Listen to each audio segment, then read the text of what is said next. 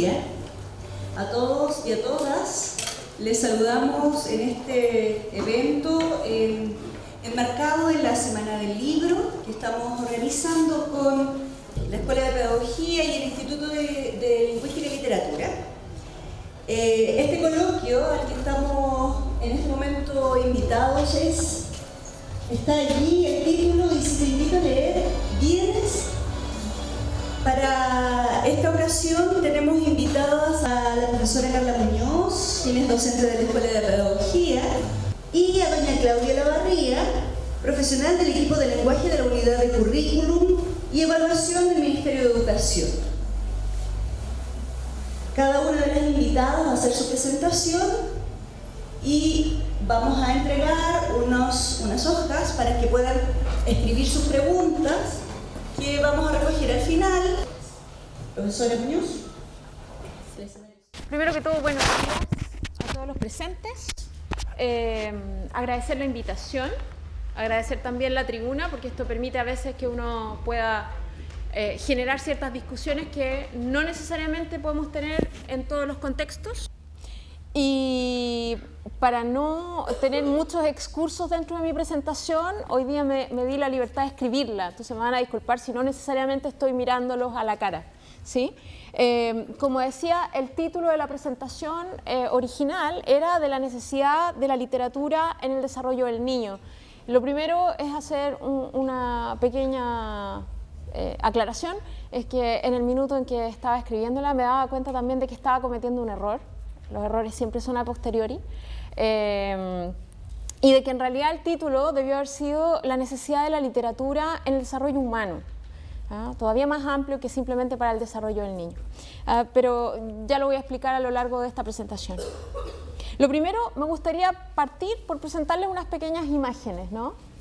Lo que ven ahí es una gráfica que representa una de las preguntas que se hace en la encuesta PISA. Ustedes conocen la prueba PISA, ¿cierto? La mayor parte de ustedes. Esta es la prueba PISA asociada a lectura y una pregunta dentro de un pool de preguntas que se hacen a nivel más bien sociodemográfico. Y esta tiene que ver particularmente con el placer de leer. Se les pregunta a adolescentes de 15 años si leen por placer, en dos cohortes, cohorte 2000, cohorte 2009. Y lo que vemos ahí, quizá no muy claramente, ahí está Chile, ¿sí? Con una rayita menos, y ahí está Chile, 2000 y 2009 abajo, color morado, y lo que nos muestra es que efectivamente entre el 2000 y el 2009 hay una baja en aquellos lectores que dicen leer por placer. Vemos una tendencia similar en muchos países, la única excepción son Grecia, por ejemplo, que lo vemos un poquito más acá, ¿cierto? Y Japón, ahí está Grecia y por acá está Japón. Son las únicas tendencias inversas, donde la motivación por leer, el gusto por leer, sube. ¿Ya? Una segunda gráfica que quisiera mostrarles y que tiene que ver con la misma pregunta, una pregunta asociada al gusto de leer, pero en niños de cuarto y sexto básico chilenos. Esta es parte de una encuesta que hizo la Fundación La Fuente a niños en edad escolar. Niños de cuarto básico se les pregunta si me gustaría, ¿cierto?, leer libros durante mis vacaciones como parte de mis entretenciones, ¿no? Y una segunda pregunta que tiene que ver con si me gustaría que me regalaran, como regalo de cumpleaños, un libro. Ya, los niños de cuarto básico mayoritariamente, 50 más 1, ¿cierto?, 56% y 61%, dicen sí, yo leería en mis vacaciones como parte de mis entretenciones y sí, me gustaría que me regalaran un libro. Pero en sexto básico, curiosamente, los niños, la tendencia se revierte. Prefieren que no sea un libro el regalo y en las vacaciones en realidad preferirían estar haciendo otra cosa que leyendo un libro. ¿Ya? Por lo tanto, a medida que crecen nuestros niños, pareciera que la tendencia es ir a la baja en el gusto por la lectura. Ahora, ¿por qué? La pregunta es, ¿por qué un objeto que parece tan atractivo? Pensemos en los niños más pequeños, los que empiezan a gatear, los que empiezan a tocar todo, los que empiezan, ¿cierto?, a tratar de explorarlo todo y entre otras cosas les gusta explorar libros. ¿Por qué en algún minuto estos niños de cuarto básico comienzan a cambiar y en sexto ya no quieren leer libros? O más bien evitan leerlos o prefieren hacer otras cosas. Y aquí es donde viene lo esencial de mi presentación, y permítanme que ahora me vaya directo a la lectura, ¿cierto? Y es que efectivamente cuando hablamos de lectura, hablamos de un objeto histórico, de un objeto social, de un objeto cultural que imprime, ¿cierto?, una cierta forma de relacionarse con él. En nuestro país, la historia de la lectura está teñida, la masificación de la lectura, por la irrupción a nivel escolar. Y en el libro de Serrano, ¿cierto? Sol Serrano, gracias. No es la Marcela, su hermana, la novelista, sino que es la historiadora. El libro se llama La historia, ¿cierto?, de la educación en Chile, que tiene 3 tomos. Los invito a que vean el número 1, que tiene que ver con alfabetización en Chile. Y en ese libro, efectivamente, lo que nos muestra es que la primera circulación masiva de libros en Chile tuvo que ver con textos escolares. Así se hizo masiva, ¿no? Y en esa masividad de la lectura, que esté asociada efectivamente a textos de orden escolar, se desprenden 3 consecuencias principales. Vamos a tratar de que pase, no pasa. La siguiente. 3 consecuencias que tienen que ver, primero, ¿cierto?, con que la escuela fue la gran alfabetizadora de nuestro país y no la familia. Por lo tanto, la lectura era ajena a la vida cotidiana. Era una tarea meramente escolar. Lo segundo, que la lectura se expandió como deber y no como placer. Fue más bien una tarea de orden intelectual, más que una práctica empática. Y lo tercero, que la lectura se convierte más bien en una empresa de corte estatal, más que social. Esas 3 consecuencias, yo sostengo, van a imprimirle un carácter específico a la lectura en nuestro país y que va a persistir hasta el día de hoy. Frente a estas conclusiones, lo primero es señalar algo que, por obvio, lo dejamos de mencionar, y que la lectura, así como la literatura, no son naturales, son objetos culturales. Si nos ponemos a pensar, estos 2 objetos nos han tomado años de evolución, miles de años de evolución, para hacer que la lectura nos parezca, comillas, natural. Tal es así que en este minuto yo me encuentro con un papel con el que yo estoy dialogando, un papel que tiene unas manchitas, y a ustedes no les sorprende que yo pueda dialogar con este papel manchado. O sea, es tan natural para todos nosotros ver a alguien leyendo, pero en realidad olvidamos que es una práctica cultural, es una práctica que tiene historia. Bueno, lo cierto, insisto, es que la lectura no es algo natural, y como la literatura son productos de nuestra evolución, porque somos monos, vamos a ponerlo en términos caricaturescos, ¿cierto? Somos monos muy especiales, somos monos que hablamos, somos monos parlantes, somos monos que leemos, somos monos que escribimos. Y lo más interesante, somos monos que contamos historias. Las historias nos constituyen, las historias nos alimentan, vivimos de ellas. Es más, en nuestro lenguaje nos vemos plagados de metáforas que se asocian efectivamente a la lectura y a las historias. Decimos de alguien, por ejemplo, este es muy cuentero, o a este gobierno le falta relato. Los datos de Serrano, los que veníamos de mostrar, ¿cierto?, nos muestran que efectivamente tenemos un síntoma, ¿cierto?, de nuestro sistema educativo, y es que efectivamente la lectura parece haber sido olvidada en su esencia, reduciéndola a meramente un elemento más del currículum escolar. Pero volviendo a lo nuestro, la lectura es connatural al ser humano, y aquí es donde está la paradoja. Pareciera que se ha vuelto un bien escaso. Podemos seguir, porque ya no están sincronizadas, así que no importa. Yo quiero, ahí me voy a tener un pedacito, ¿no? Y ese JD de 13 años es un niño chileno de algún lugar de la Araucanía, que en algún minuto nosotros entrevistamos en una investigación. Y JD nos dice medio desafiante, ¿no? Bueno, que lea los libros que leemos nosotros, para ver si a usted igual le interesa una cosa así. siempre, casi siempre, nos dan libros que nos aburren. ¿Ah? Ahí estamos viendo efectivamente a un niño que se rebela un poco contra esta imposición de lectura en la escuela. Curiosamente, estos mismos niños se declaraban buenos lectores. ¿Ah? Es una investigación que hicimos a partir de niños a los que les dijimos, ¿quiénes de ustedes son buenos lectores? Niños de entre 12 y 13 años, estaban en octavo básico aproximadamente, séptimo octavo.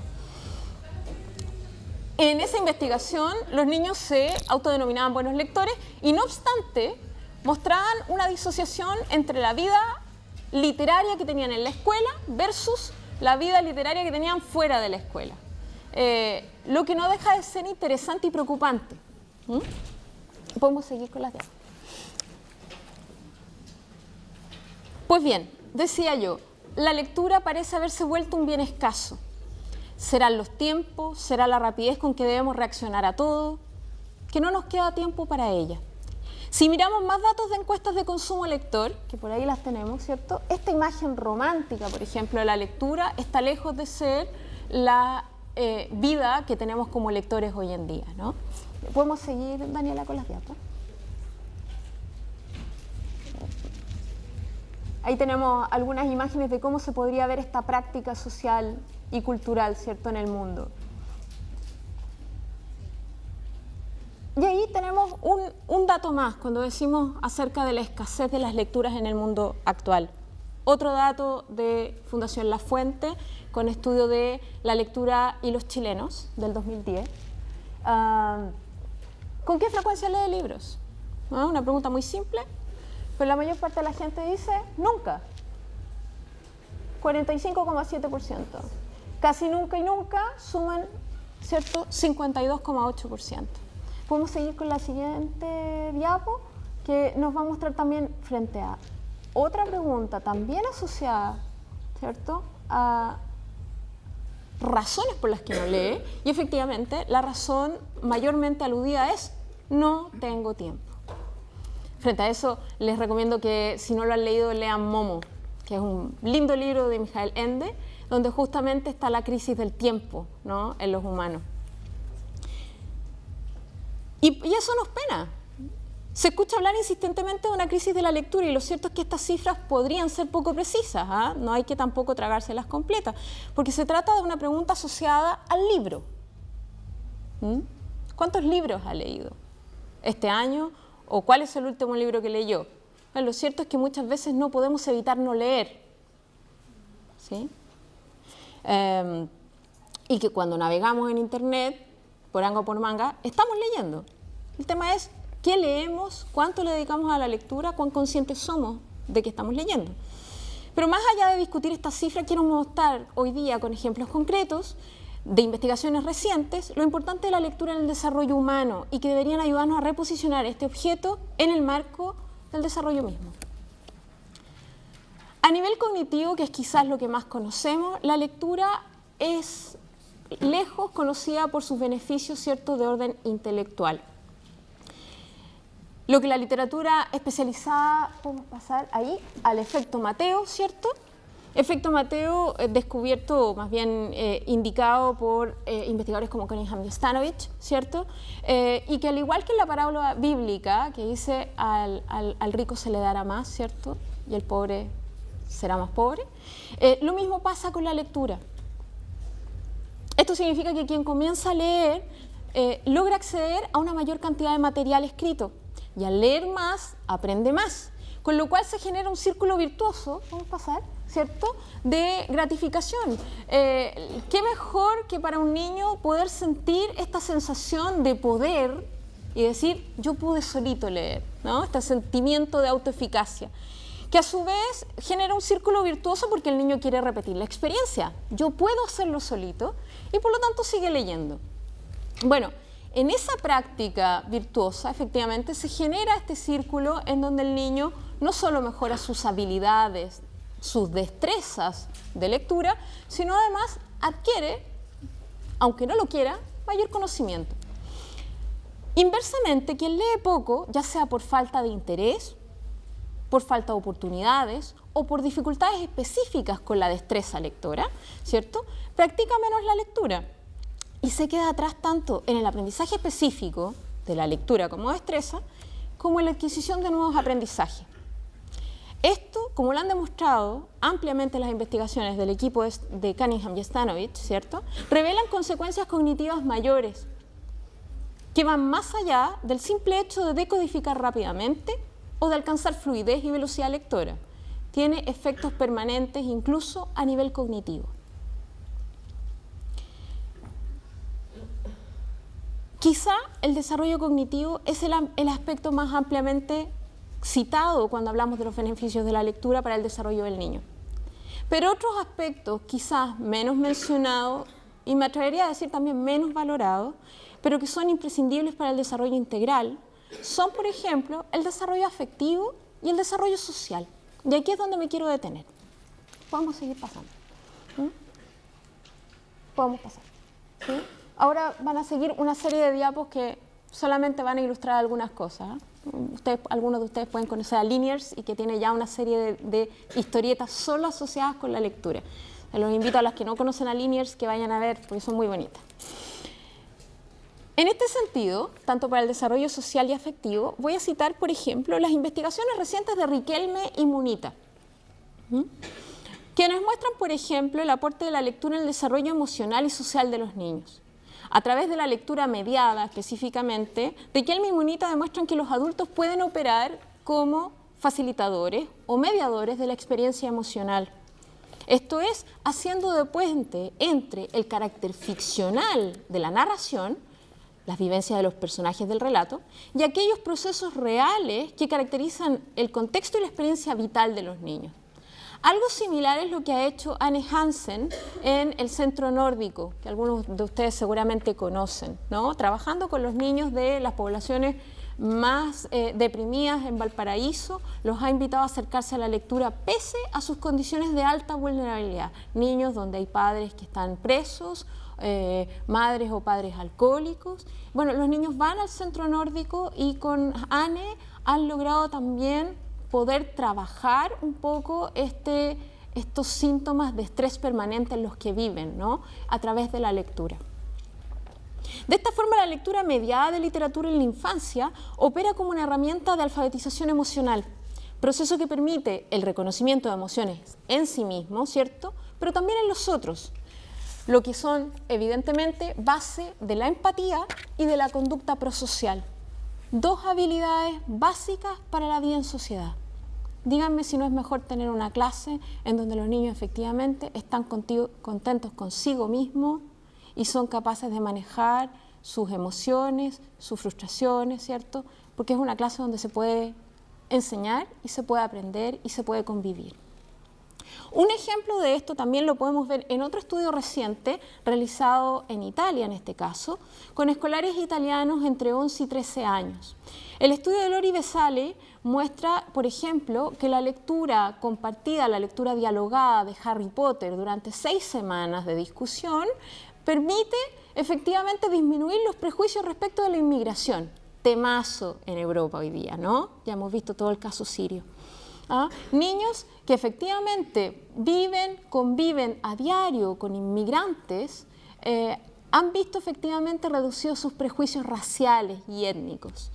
Y solamente en la identificación con los personajes de Harry Potter, donde hay efectivamente una gran metáfora respecto de la diversidad. La invitación también a ir a remirar a Harry Potter, ¿cierto?, y ver todo el potencial que tiene para poder dialogar con los niños. Estos investigadores observaron efectivamente que la discusión respecto del texto, ¿cierto?, fortalecía los efectos contra el prejuicio. Esto es un potente dato que nos revela la importancia de discutir los textos en clase, no solo por el ejercicio de la oralidad, como aparece en los programas del Ministerio, ¿no?, sino también por el efecto multiplicador en otros aspectos del desarrollo del niño. En la misma línea, el estudio de Kidd y Castano también muestran que la lectura de obras literarias mejora el desempeño en pruebas de teoría de la mente. En otras palabras, los lectores mejoran su capacidad para identificar y comprender los estados mentales de otros, es decir, de ser más empáticos. Ahora bien, esta revisión somera nos permite observar una serie de beneficios asociados a la lectura. Sin embargo, la pregunta inicial persiste. ¿Cómo hacemos para que un niño siga motivado por leer? La respuesta pareciera estar en recuperar el sentido de la lectura en nuestras comunidades como una práctica social, cultural e históricamente mediada. Ello es posible en la medida en que integremos a los niños en prácticas lectoras contextualizadas, o en otras palabras, en prácticas lectoras con sentido. Para ejemplificar, tomo de nuevo otra investigación chilena de Monita y Pérez, bastante reciente, que tiene que ver con el valor de las lecturas domiciliarias en el sistema escolar. Monita y Pérez muestran efectivamente que para los profesores, mayoritariamente, la lectura en el currículum escolar está para ser controlada. Esto fue una encuesta reciente del año 2013 que se hizo con profesores del sistema chileno. Y del mismo modo revela un dato no menor, y que hoy día me aprovecho de tener estudiantes cautivos en esta sala para hacer el llamado de atención. Revela también un conocimiento pobre respecto de lo literario y de su potencial. En función de estos resultados, urge tener una visión más clara de los conocimientos literarios que requiere tener un profesor, no solamente el profesor de lenguaje, para que efectivamente pueda mediar en el aula este objeto cultural. En este sentido, y para acercar a los niños a la literatura, el primer paso, creo, es escuchar a los niños y dejarlos explorar. En segundo lugar, ser responsivos en nuestras interacciones con los niños. Y tercero, un bagaje literario sólido y pertinente. La investigación sobre lectores emergentes, es decir, niños que aprenden a leer antes incluso de cualquier instrucción formal escolar, muestra que se trata de niños criados en ambientes altamente estimulados. Esto no se trata simplemente de tener más libros en casa, sino de proveer experiencias con sentido para la comunidad de lectores. ¿Se trata de tener libros? Sí, pero también tener material impreso de todo orden disponible, a la mano. La experiencia de muchos de ustedes, seguramente muchos de ustedes en los centros de práctica, es que muchas veces el material lector no está a disposición libre de los niños, o no está a la altura de los niños cuando se trata de los párvulos. En esto los adultos tenemos un rol esencial. La responsividad del adulto a las necesidades del niño es imprescindible para su desarrollo. Un adulto responsivo es aquel que está atento a las necesidades y organiza y da sentido al medio para que el niño pueda apropiarse de él. En ese sentido, la lectura compartida es una fuente de desarrollo para el niño. Se ha observado que una buena lectura compartida es aquella en donde la díada adulto-niño establece formatos de interacción en los cuales da cabida, ¿cierto?, a las intervenciones de los niños, llámense comentarios, dudas, preguntas, y en donde también se le da libertad para explorar. En estos espacios, si bien son necesarios en la primera infancia, no deben olvidarse cuando el niño, cuando el niño crece. Aquí los vemos en distintas situaciones de exploración, pero incluso vamos a ver una siguiente donde hay una niña que está jugando a leer, ¿cierto? Y aquí vemos niños incluso más grandes, de alrededor de 12 años, 13 años, y donde efectivamente son captados por la lectura, y hay varias caritas bien atentas en esa lectura, porque a los niños les gusta que les lean, les gusta escuchar la voz de un adulto, sobre todo si ese adulto lee bien. Por eso no es menor el ejercicio que nosotros hacemos aprendiendo a leer bien los textos y de poder transmitir todo aquello que el texto quiere vehicular. El profesor debiera dar espacios para la lectura también en voz alta, que los niños también puedan explorarla, pero no solo para modelar la lectura, como esta destreza que tiene que ser adquirida, sino para dar lugar a espacios de complicidad con los estudiantes y que le permita tener esta atención compartida con el objeto. Es sabido también que la atención compartida es un buen precursor de las habilidades del lenguaje, pero también de habilidades prosociales. Quisiera terminar con una frase que tiene que ver mucho también con esto, y es que al decir dejamos explorar a los niños, quiere decir también que les demos la libertad de escoger que tampoco tenemos mucho margen de elección en la escuela, ¿no? Borges tuvo este acierto, ¿cierto?, en donde nos hace notar que el verbo leer, tanto como el verbo amar, no pueden conjugarse en imperativo. No puedes obligar a alguien a amar a otro. Bueno, tampoco debieras obligar a otro a leer. El verbo leer, como el verbo amar, dice Borges, y el verbo soñar, no soporta el modo imperativo. Yo siempre aconsejé a mis estudiantes que si un libro los aburre, lo dejen. Que no lo lean porque es famoso, o porque es moderno, o porque es antiguo. La lectura debe ser una forma de la felicidad y no se puede obligar a nadie a ser feliz. Con eso termino. Muchas gracias. Muchísimas gracias por la invitación, no tanto para mí, sino como para el equipo de lenguaje, para el equipo de lenguaje de la Unidad de Currículum y Evaluación del Ministerio de Educación. Es fundamental generar vínculos con las universidades, especialmente porque estamos trabajando, como alcanzamos a escuchar un poco a Carolina, en la formación de lectores.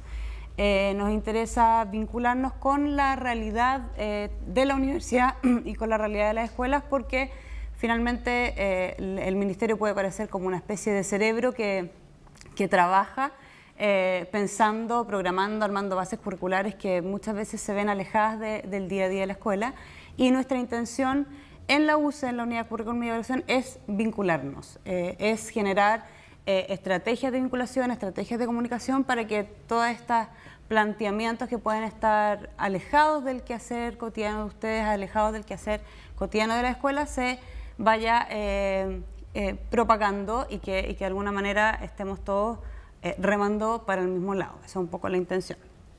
Pásala. A ver si funciona con el... Ah, funciona. A mí me funcionó todo esto.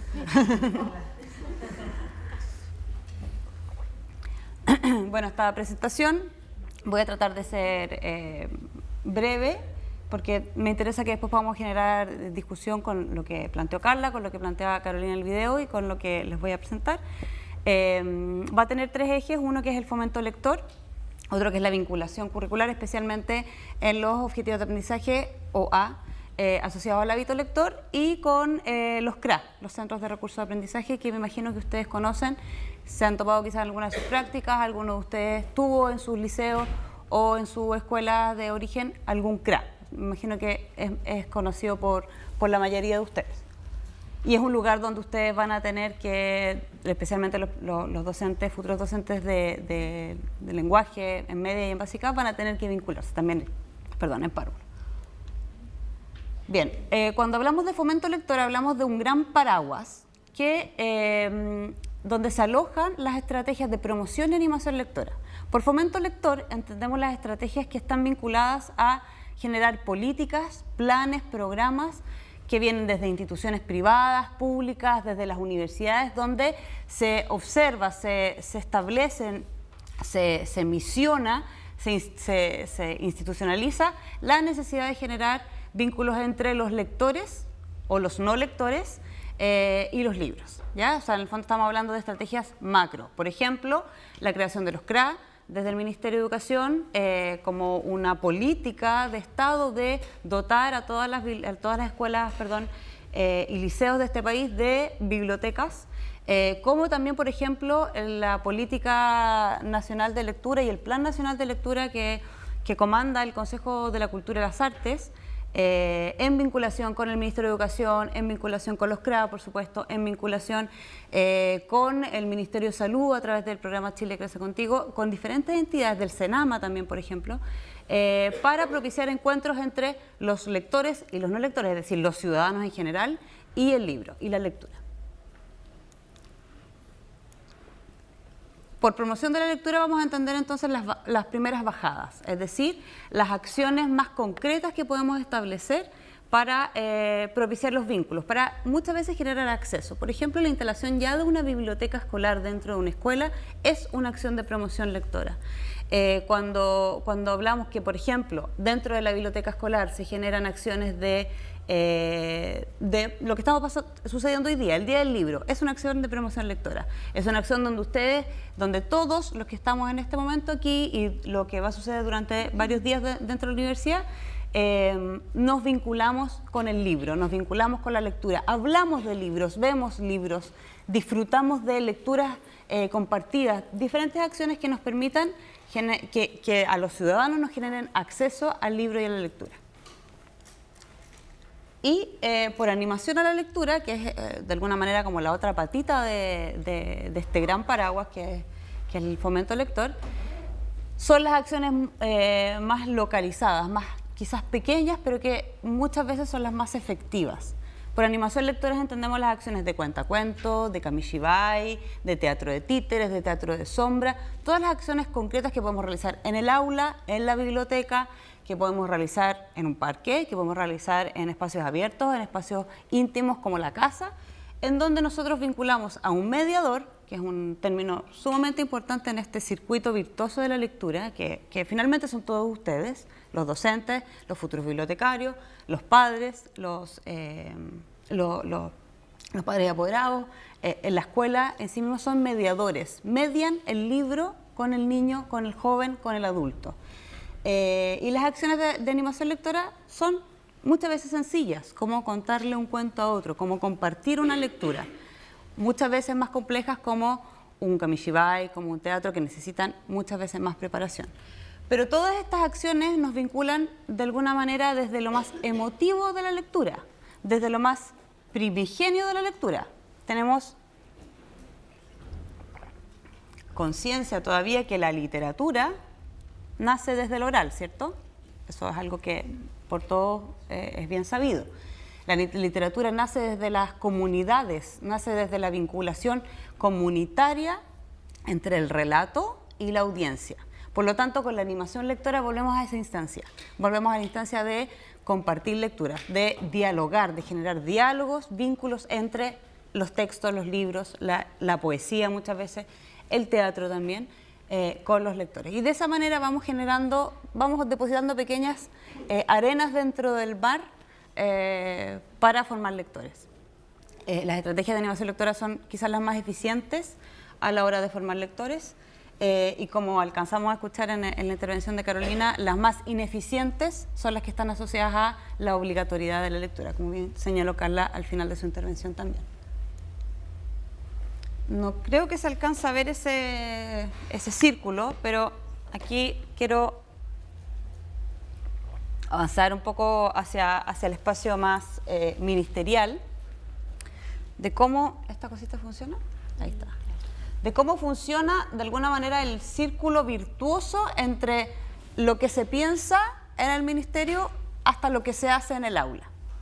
Tenemos, no sé si lo van a alcanzar a ver, pero acá abajo tenemos el currículum, ¿ya? Que está asociado a la Ley General de Educación del 2006, post-pingüino, reformas que se han venido haciendo, bases nuevas para todos los niveles, bases y programas para todos los niveles nuevos. Se está trabajando en este momento en las bases curriculares en el caso del lenguaje, de primero y segundo medio, y estamos empezando a trabajar en el diferenciado tercero y cuarto medio, que va a tener cambios también asociados a la formación de ciudadanos principalmente, que es un poco lo que se aspira con la nueva ley.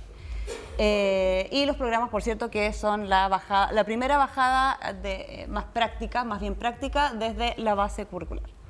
Luego tenemos diferentes apoyos a la implementación, como les hablaba, los programas, los planes de estudio y los textos escolares, el CRA, los recursos digitales, todos los textos, documentos mucho más concretos que nos permitan que este cerebro de alguna manera se empiece a articular. Por cierto, tenemos referentes asociados a la evaluación, que son las evaluaciones externas, las evaluaciones del aula.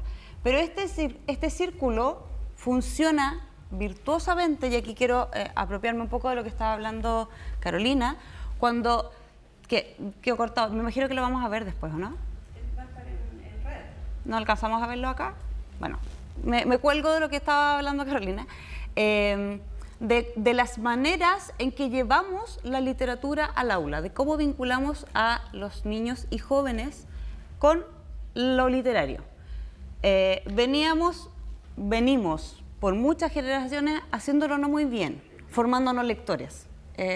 ¿Cuántos de ustedes terminaron odiando leer en el colegio? Pueden levantar la mano, me imagino que el 99% de los alumnos de esta sala, siéntanse con confianza de levantar la mano de cuántos de ustedes odiaron, por ejemplo, el Quijote en el colegio. ¿Cuántos de ustedes odiaron al pobre mío Cid en el colegio? Ya, ¿ven? Ahí vamos levantando la mano, así se van soltando. Bueno, eso es culpa de las formas, de las maneras en que hemos venido vinculando la lectura, lo literario, con los estudiantes en el aula.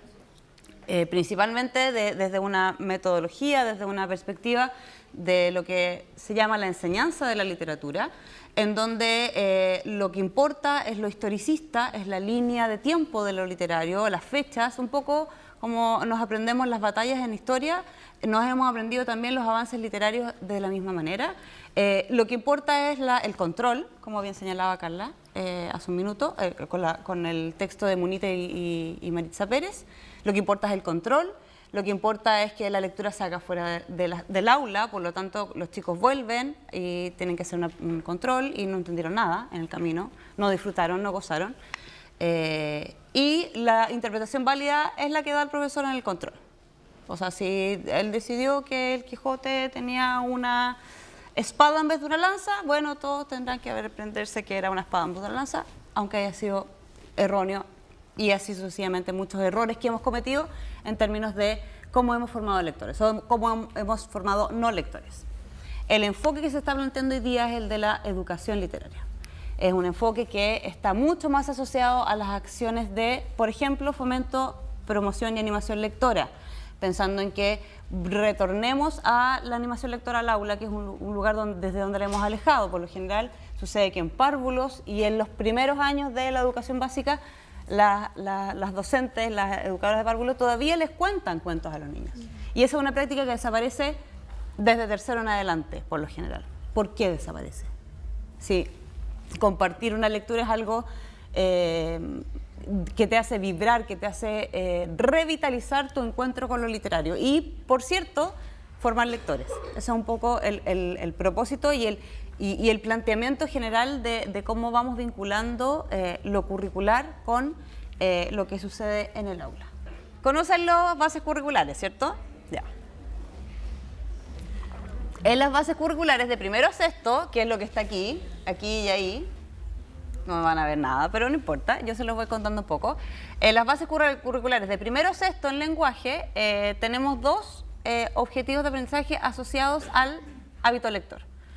En primero básico, por ejemplo, aquí lo tengo en progresión. Entonces, en primero básico es desarrollar el gusto por la lectura explorando libros y sus ilustraciones.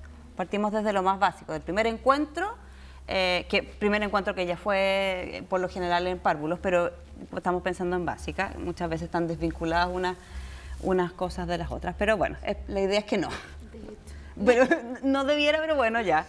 Es lo que pasa. Se van a encontrar las profesoras y profesores, idealmente, con chicos en primero básico muchas veces que no han tenido mucho contacto con libros, porque su casa no se los ha entregado y porque quizás no ha sido muy propiciado desde el jardín, aunque sí hoy creo que el jardín, los jardines infantiles, los espacios de la prebásica son los que más potentemente fomentan la lectura. Y es algo que tenemos que aprender del espacio de la educación de párvulos. Bueno, la progresión en general va desde desarrollar el gusto. En segundo básico pasamos a desarrollar el gusto leyendo habitualmente diversos tipos de textos. Seguimos avanzando con seguir desarrollando ese espacio desde primero a sexto básico. Y otro de los objetivos de aprendizaje de los OA asociados al hábito lector es la asistencia a biblioteca, ¿ya? Por lo tanto, intencionamos desde el cerebro, desde una base curricular, que es fundamental, es importante, se espera que se intencione que los docentes lleven a sus estudiantes a la biblioteca. No solo para investigar, sino que también para descubrir sus propios intereses, para disfrutar de lecturas compartidas, para vincularse autónomamente con los libros. Es bien progresivo lo que sucede cuando uno trabaja en biblioteca. Yo he tenido el placer de trabajar con bibliotecas escolares, in situ, trabajando dentro de las bibliotecas, y cómo los niños van adquiriendo o visualizando sus propios intereses es súper gratificante, porque tiene que ver con el trabajo que hace un mediador o varios mediadores, sean el encargado de biblioteca, los docentes, los padres, pero cómo estos niños van de alguna manera vinculándose autónomamente, y en esa vinculación autónoma es que generamos hábitos. Lo que nosotros queremos es que ustedes como mediadores, que es el rol que ustedes deben cumplir, y yo cuando hago clases en la Católica en Santiago soy bien insistente en eso, el profesor es el mediador más importante de este proceso y muchas veces se nos olvida porque se lo dejamos a la casa o se lo dejamos a la biblioteca. El profesor es el mediador más importante de la educación literaria de un niño, porque no podemos pedirle eso a los padres. Porque no podemos, sí se lo podemos pedir a los encargados de biblioteca, pero no todas las escuelas tienen biblioteca. No todas las bibliotecas, no todos los CRA funcionan, no todos los CRA funcionan bien. ¿Se fijan? No todos los encargados de biblioteca son los más idóneos. Ustedes que están en formación en la universidad, aquí, son quienes deben cumplir ese rol. Y de verdad tienen que cumplirlo y la mejor manera de cumplirlo es nutrirse de lo que sucede en el circuito literario, leer mucho, tener conocimiento de lo que están leyendo los niños, que no es lo mismo que leían ustedes, por cierto no es lo mismo que leíamos nosotras, y así hacia atrás. Por eso el comentario del niño que dice que lea lo que leo yo, po. Es cierto, o sea, lea lo que me hacen leer, tiene toda la razón, porque probablemente ese niño está leyendo por fuera. Está leyendo los Harry Potter, los Juegos del Hambre, las Divergentes, está leyéndolos todos por fuera. Y el mediador de la escuela no se está haciendo cargo de esa lectura. No tiene cómo hacerse cargo, por cierto. Bueno, aquí no vamos a seguir viendo nada. Pero eso, un segundo para atrás. Acá. Los objetivos de aprendizaje tienen indicadores de evaluación asociados, ¿cierto? Varios de esos indicadores de evaluación, en el caso, por ejemplo, de la asistencia a bibliotecas, están asociados a los comportamientos, las maneras en que los estudiantes de primero a sexto básico se comportan en la biblioteca. Por ejemplo, indicadores de evaluación asociados a si solicitan libros, indicadores de evaluación asociados a si preguntan al encargado de biblioteca, indicadores de evaluación asociados a si piden ayuda a la hora de elegir un libro. Posteriormente, cuando vamos avanzando en los niveles, indicadores de evaluación asociados a si ellos ya manipulan autónomamente los libros, si devuelven los libros, si se comportan adecuadamente dentro de la biblioteca.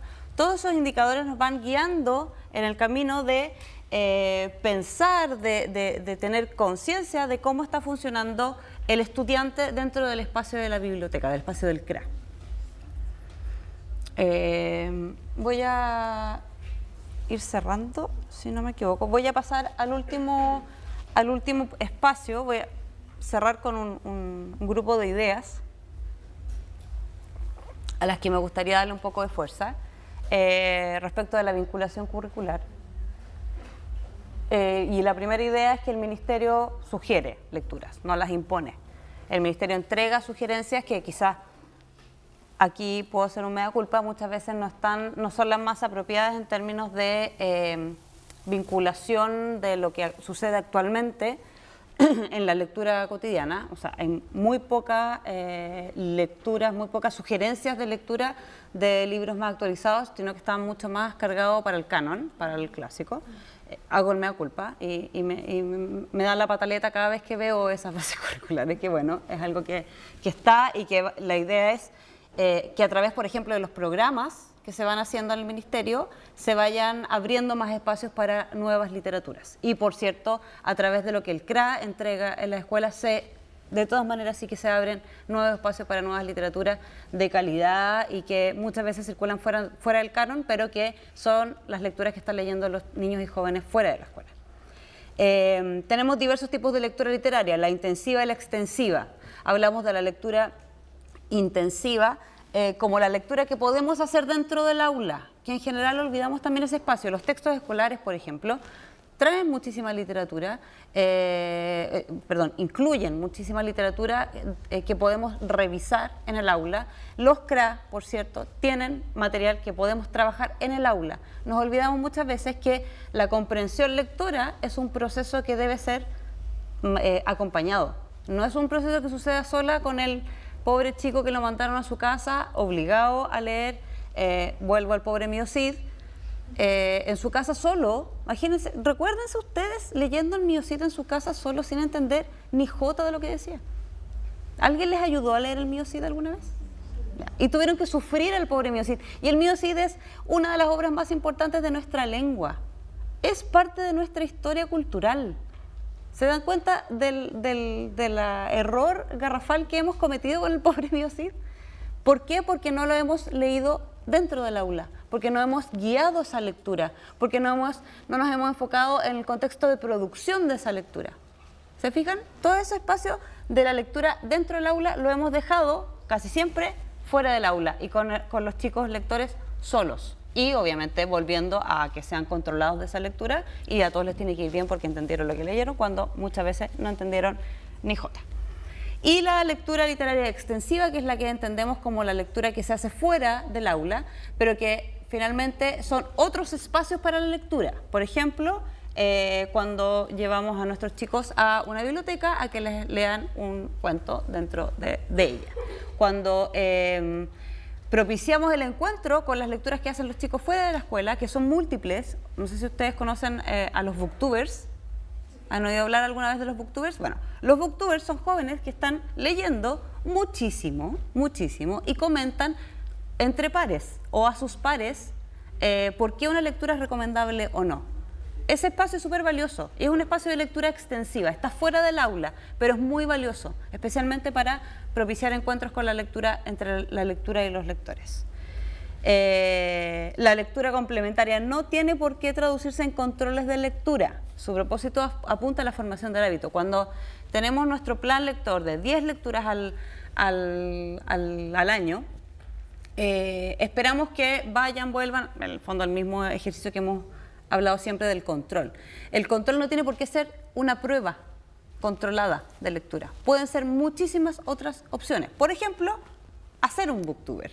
Por ejemplo, la clásica actividad de representación o de disertación o de selección propia de las lecturas. Tenemos como paradigmas muy cerrados respecto a la lectura complementaria y hay muchísimas opciones nuevas, novedosas y que se están implementando a partir, por ejemplo, de los programas, a partir de sugerencias del CRA, para evaluar la lectura de manera más positiva. Hay una iniciativa bien interesante ahora que se está generando ahora en el Plan Nacional de Lectura, que va a llegar a las escuelas, en donde se están generando nuevas estrategias de evaluación de la lectura literaria, como sugerencias para los diferentes niveles y los diferentes componentes de educación, no solamente para educación de básica y prebásica básica, prebásica, perdón, y párvulos, sino que también para la educación de adultos, para otros espacios, a través del plan. Y va a llegar a las escuelas. O sea, una nueva manera, nuevas maneras de, o nuevas estrategias de controlar las lecturas.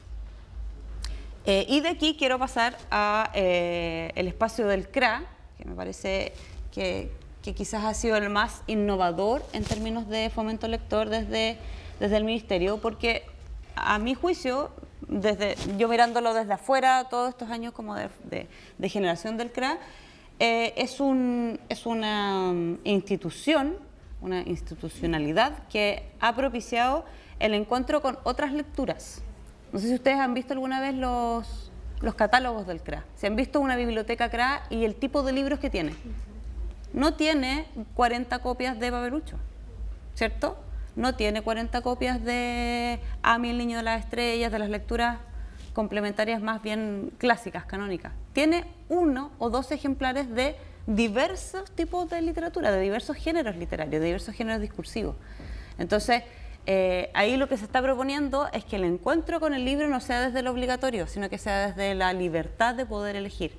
Y también el espacio que entregan los CRA de tener otros tipos de recursos, como juegos, como la idealidad de un CRA de que sean espacios acogedores, de que tengan los encargados de CRA estén capacitados propiamente, que quizás es una de las falencias que tiene el programa y que se han intentado mejorar y que creo yo que es algo que se ha ido haciendo.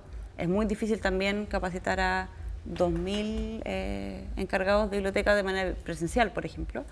Pero sí es un espacio bastante democratizador.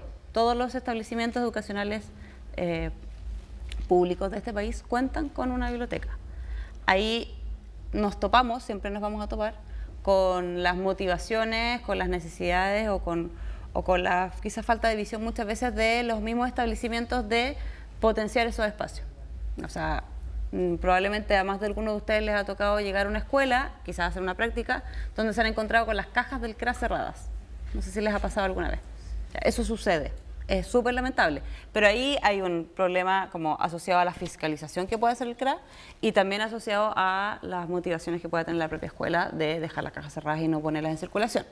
Ahí es una piedra de tope que siempre va a existir y que idealmente hoy que la cobertura está bastante cubierta, como el 98% de las escuelas y liceos de este país tienen un CRA, el espacio de la capacitación es el que tiene que empezar a movilizarse mucho mejor.